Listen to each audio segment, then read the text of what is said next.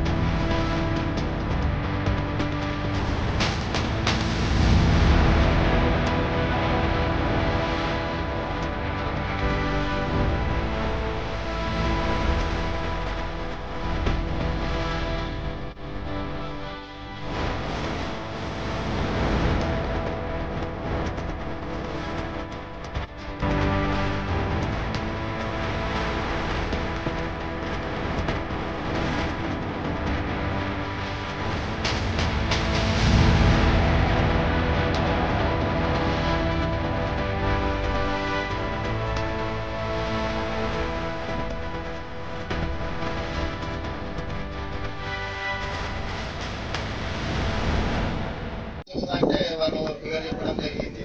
మీరు పైసల గురించి ఆలోచన చేయకండి, మీరు ప్రిపేర్ కానీ చెప్పడం జరిగింది. ఫస్ట్ మనకి ఏం చెప్పారంటే తెలిసిన వాళ్ళకి ఫస్ట్ గిఫ్ట్ 50,000 అంటే చెప్పడం జరిగింది.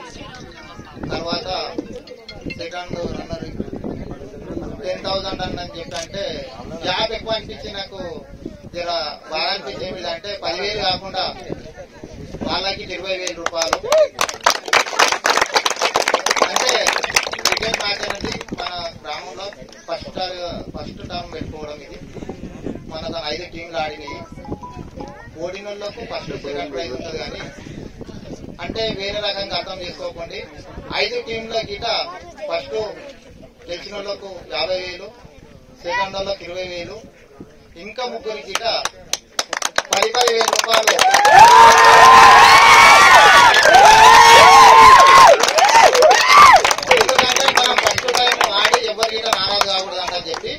మళ్ళీ సెకండ్ ఇయర్ గిట మనం ప్రభాకర్ అన్న చేతుల మీద టోర్నమెంట్ పెట్టుకుంటాం ఖచ్చితంగా. కానీ మనం ఒకసారి మాట ఇచ్చినామంటే సక్సెస్ ఉంటుంది. ఫస్ట్ సెకండ్ ఉంటుంది. ఎందుకంటే మనం ఫస్ట్ పెట్టుకున్నాం కాబట్టి ఊళ్ళో అందరికీ ఇస్తామన్న ఆలోచన. కొంతమంది ఆట లేదు మరి అందరికీ కొంతమంది కామెంట్ చేస్తుండొచ్చు. అన్యత భావించకూడదు. నా ఉల్లాసంతో నేను చేస్తున్న నాకు ఇది పైసల గురించి అట్లా కాదని ఎంత 4-5 రోజుల నుంచి మార్కెట్ అప్పుడప్పుడు చూసినాం ఎంత ఉల్లాసంగా. కానీ ఒక్కటి నెక్స్ట్ ఇయర్ ఎప్పుడైనా ఆ డేస్ లలో పెట్టుకుందాం. సంక్రాంతి కానీ మాజీ ఎంపీ వాళ్ళ జ్ఞాపకార్థము వాళ్ళ కుమారుడైనటువంటి ప్రథమ పౌరుడు, మంచి స్నేహభిలాషి, అందరి మేలు కోరుకొని మన లక్ష్మారెడ్డి గారు సర్పంచ్ గారు ఇక్కడ ఏర్పాటు చేయడం అయింది. మమ్మల్ని పిలిచినందుకు ప్రభాకర్ అన్న వచ్చేది ఉండే కానీ ఆయన ఆరోగ్యం బాగాలేదు కాబట్టి అందరం చేస్తే బాగుండేది. సత్యాన్ని చెప్పాడు ఇంతకుముందు. అయితే వేదికను అలంకరించిన మాజీ సర్పంచ్ కొడుకూరు మానన్న గారికి, సీనన్న గారికి, ఉప సర్పంచ్ గారికి, మా బావగారు అయిన సుధీరెడ్డి గారికి, లక్ష్మారెడ్డి గారికి, ఎంపీపీ సోదరి గారికి, కృష్ణ గారికి, మరియు సత్యనారాయణ గారికి, రాజు గారికి, రాజు గారికి, టీచర్ గారికి, అందరికీ కూడా ఇక్కడ ఉన్న సురేష్ మా నమస్కారాలు తెలియజేసుకుంటున్నాము.